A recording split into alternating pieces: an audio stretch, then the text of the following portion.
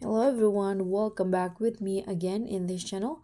On today's tutorial, I'm going to show you how you can find and use emotions animations in Berry Avenue.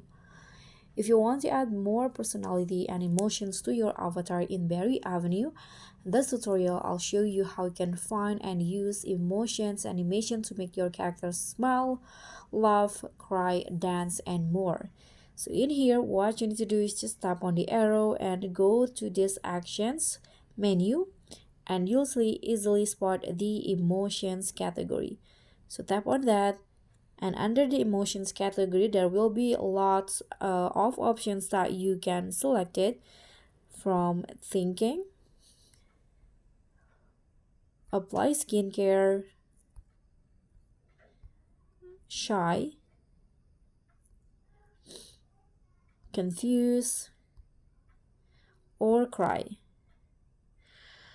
So just select your current emotions or current mood and apply it to your avatar.